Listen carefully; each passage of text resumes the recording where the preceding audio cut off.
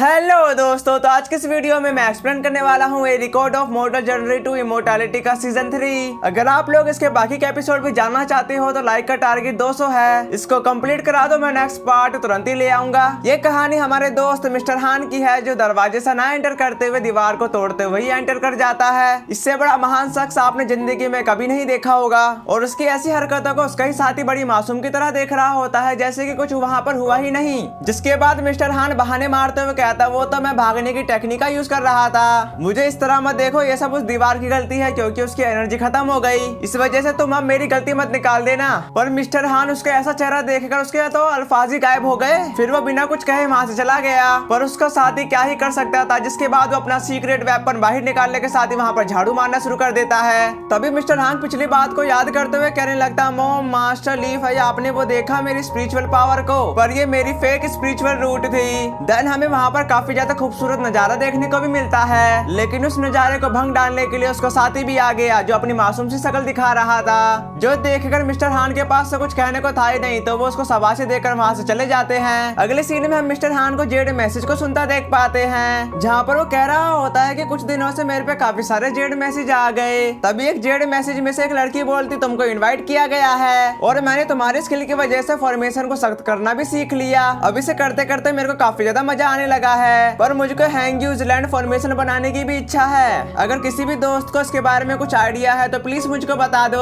जिसके बाद मिस्टर हान उस मैसेज को रखने के साथ ही सेकंड जेड मैसेज को सुनना शुरू कर दिया था, जहाँ पर वो बताता, ताओस्ट ने मुझे जिंग क्विंग के लिए एक इनविटेशन भेजा और हम काफी अच्छे दोस्त हैं, पर एक दूसरे से कभी नहीं मिले। पर इस बार तो काफी ज्यादा मजा आया, क्योंकि इस बार एलेक्सर बनाने वाले ताओस्ट दोस्तों ने हलचली मचा दी। पर तुमको वहाँ जाना चाहिए था, काफी ज्यादा मजा आता।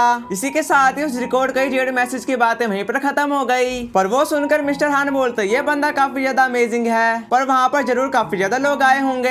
अगर तुम उनके द्वारा किसी मोम को अपने दोस्त बना लेते हो तो ये काफी अच्छा होगा। इसी के साथ उसने काफी सारे जेड मैसेज को सुना, पर वो किसी के भी काम के नहीं थे। पर वो कुछ बात सुनने के साथ ही कहता, इसके अलावा हम डोंगफू को छुप कर क्यों खरीदे, क्या ये सेक्ट गरीब और पागल तो नहीं। फिर वो अपने साथी को एक जेड मैसेज पकड़ाने के साथ ही कहने लगता, तुमको इस सोर्स की जाँच करनी होगी। उसके जाने के बाद मिस्टर हान ने सायू के मैसेज को सुनना शुरू कर दिया था, जहाँ पर वो कहती, क्या सीनियर, तुमको जल्दी ही सिक्लूजन से रिहाई मिलने वाली है और सायू हर दिन तुम्हारे लिए प्रे करती है। साथ ही कई सालों से मैंने अपने सीनियर की टीचिंग सुनी है और लगन से प्रैक्टिस की है, और मैंने एक न्यू फॉर्मेशन को भी सीखना शुरू कर दिया है। और उसकी ऐसी बातों को सुनकर उसने उसको ऑफ करने के साथ ही कहा, गुड बाय कहना ही ज्यादा बेहतर होगा। इसके बाद यहाँ सीन शिफ्ट होकर मिस्टर हान की तरफ आ जाता है, जो एक गुफा में आए थे, जहाँ पर उसके हाथों पर एक इंसेक्ट आकर बैठ जाता है, जिसको देखकर वो कहता है, ये काफी ज्यादा अनोखा लग रहा है। लेकिन बड़े अफसोस की बात है कि यह गोल्ड का नहीं है, पर ये इनहेरिटेंस है ब्लड एसेंस और मोस्टल ओलिव ग्रास से।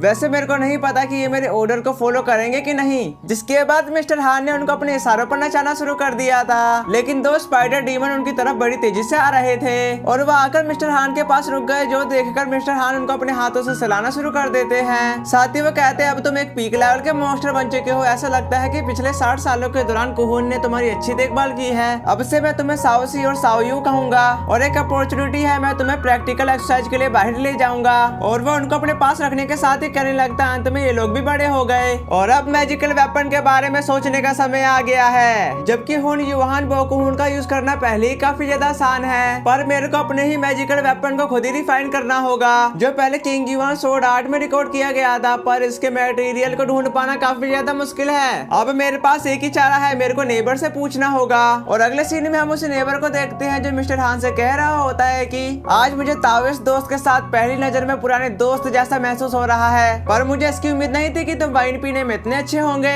लेकिन मिस्टर हान, इस एलेक्सर को बनाने के बाद ये पहले से बेहतर नहीं रहेगा, खासकर तुम्हारी एज एलेक्सर बनाने के लिए कैजुअल कल्टीवेटर की बॉडी पर निर्भर रहना, यह एक अपॉर्चुनिटी होनी काफी अच्छी है, जिसकी वजह से यहाँ काफी ज्यादा नाजुक स्थिति बन गई है। साथ ही साथ मिस्टर हान, तुमको सावधानी से चॉइस करनी चाहिए। जो सुनकर मिस्टर हान उसको बताता, जिन मुझे इसकी याद दिलाने के लिए तुम्हारा शुक्रिया, पर मेरी स्किल अभी भी काफी ज्यादा कमजोर है। इस बार मैं काफी ज्यादा लकी था, क्योंकि मेरे को एलेक्सर मिल गया, पर इसी की वजह से मेरी सारी दौलत खर्च हो गई। अब मैं सिटी में दिखावा करने की हिम्मत कहाँ से कर सकता हूँ। लेकिन तुमको इसकी अच्छी जानकारी है, अगर तुमको फ्यूचर में पैसा कमाने का कोई अच्छा तरीका मिल जाए तो तुम मिस्टर हान को याद कर सकते हो। पर मेरे छोटे भाई ने फॉर्मेशन के बारे में पूछा था, पता नहीं मैंने उसको बताया कि नहीं बताया, शायद मैं भूल गया। जिस पर जिन कहने लगता है, इससे पता चलता है कि तुम फॉर्मेशन में माहिर हो, इसमें तो कोई दिक्कत वाली बात ही आती नहीं है, तभी तो मैं कहूँ यहाँ का फॉर्मेशन का सेटअप इतना बढ़िया क्यों है। और ऐसी बातें छुपाई नहीं जाती बल्कि हमारे जैसे लोगों को बताई जाती है। अरे मैं तेरे को तो ये बात बताना भूल ही गया, मैं कुछ दिनों से अपने कलीग के साथ सीक्रेट खंडरों का पता लगा रहा हूँ, अगर तुम भी इसमें शामिल होने में इंटरेस्टेड हो। उसी वक्त मिस्टर हान कहते अब तो मैं जिन पर सबसे ज्यादा भरोसा करूंगा।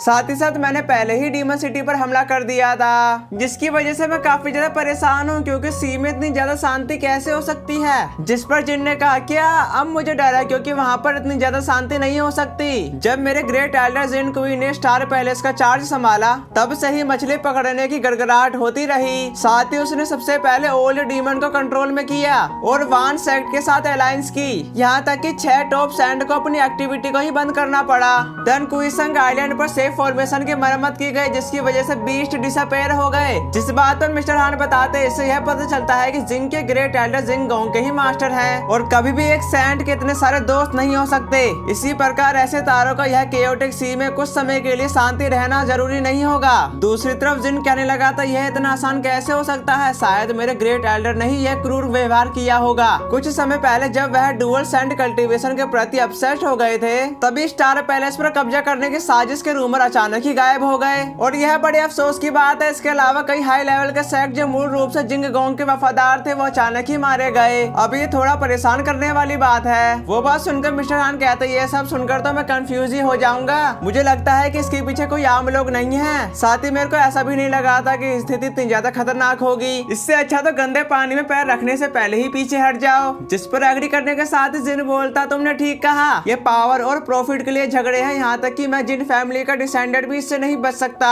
इससे अच्छा मिस्टर हान मेरे साथ एडवेंचर करना ज्यादा बेहतर होगा। अगले सीन में हम एक पर्सन को देखते हैं जो सामान का लेन देन कर रहा था। साथ ही साथ हमें मिस्टर हान बैकग्राउंड में बता रहे होते हैं जिन क्वीन के अनुसार तारों के इस बेतरकीब सी में कुछ समय के लिए शांत रहना काफी ज्यादा मुश्किल होगा। हालांकि तियान क्वीन सिटी अभी भी शांत है लेकिन फिर भी हमें तैयार रहना होगा, इसलिए हमें ज्यादा स्पिरिचुअल स्टोन और मटेरियल की जरूरत होगी ताकि मेरा मैजिक वेपन रिफाइन करके तैयार हो जाए। तभी उसने 12 बैम्बू, हनी बी और क्लाउड सोर्ड का एक सेट ले लिया और इसमें कई सेटों का यूज किया जा सकता है क्योंकि इसमें कई सारे शॉट होंगे। जब यहाँ सैक्रिफाइस का प्रोसेस कंप्लीट हो जाएगा तब फिंगर को हिलाना होगा, जिसके बाद इसका इफेक्ट काफी ज्यादा शानदार होगा।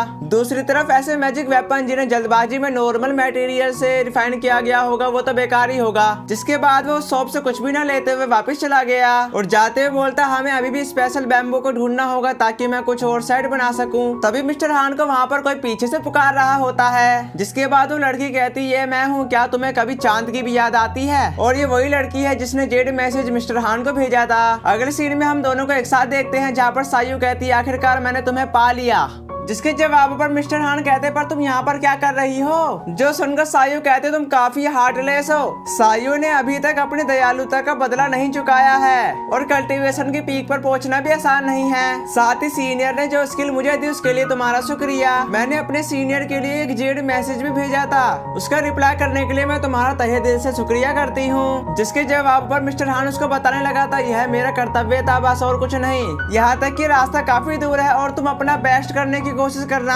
और ये आज मिलने का सही मौका है। इसकी वजह से मैं तुम्हारी फाउंडेशन को स्ट्रॉन्ग करने और तुम्हारी स्ट्रेंथ को अपग्रेड करने के लिए एलेक्सर पिल दूंगा। जिसको देखकर सायू कहने लगती इसे मैं नहीं ले सकती और आज कोई मिलने की मुलाकात नहीं है। वो कहते ही उसने अपनी पिल की बोतल भी अपने पास रख ली थी। ऐसी बातों को सुनकर मिस्टर हान कहते अब मैं तुम्हें क्या ही कहूँ। देन सायू मिस्टर हान का उतरा चेहरा देखकर बताने लगती प्लीज सीनियर नाराज मत हो, हाल ही में यंग लेडी मार्केट की बिक्री का डेटा कैलकुलेट कर रही थी तभी कुछ उसे दिखाई दिया। फिर मैंने फैंसी दुकानों में आउट सी के डीमन के लिए मटेरियल बेचते देखा, इसलिए यंग लेडी ने उसे मुझे ढूंढने के लिए फैंसी आने के लिए कहा। जिसके बाद वो मिस्टर हान को देखती है कि उसकी बातों पर तो मिस्टर हान का कोई रिएक्शन ही नहीं है। फिर वो शांत होते हुए बताती सायू ने जो भी कुछ कहा वो सच है। पर उसकी ऐसी बातों को सुनकर मिस्टर हान अपने मन में कहता मुझे उम्मीद नहीं थी कि मुझे इतना सावधान रहना होगा, किसी ने तो अभी उन डीमन का सुराग देखा है और ये यंग लेडी कौन है। जिसके बाद वो सायू से कहने लगता तुम्हारी यंग लेडी कुछ ज्यादा ही सोचती है। लेकिन जो तुम समझ रही हो वो मेरा मतलब नहीं है। जब हमारे जीवन में कोई भी स्वाद नहीं होता तो मैं उस पर कैसे भरोसा कर सकता हूँ। जिस पर सायू कहती मिस्टर हांसेस के बारे में फिर से सोचो। और हम दूसरी तरफ उसी यंग लेडी को देखते हैं जो आते के साथ ही कहने लगती तुम मेरे डेसिबल के साथ क्या खिलवाड़ कर रहे हो। और इस लेडी का नाम जिंगबेई है जो मिस्टर हान को बताने लगती उम्मीद है कि इसने तुमको परेशान नहीं किया होगा। जिसके जवाब पर मिस्टर हान उसको बताते नहीं बल्कि ये छोटी बच्ची पुरानी फैमिलियर है। प्लीज ताओ इस दोस्तों से कह देना कि इसे कोई शर्मिंदा ना करे। अगर तुमको कुछ नहीं कहना तो मैं चलता हूँ। और वो वहाँ से जाने ही वाला था लेकिन जिंगबेई से रोकने के साथ ही कहती अरे इतनी जल्दी कहाँ जा रहे हो। जिनमें तुम जैसे सीनियर से मैं मदद मांगना चाहती हूँ। इसी के साथ ही हमारा ये वाला एपिसोड खत्म हो गया। पर आप लोग तो हमारे चैनल को सब्सक्राइब ही नहीं करते। अब काफी टाइम हो चुका है, चैनल को सब्सक्राइब कर दो वरना आप काफी सारी सीरीज को मिस कर दोगे। इसी के साथ ही sayonara।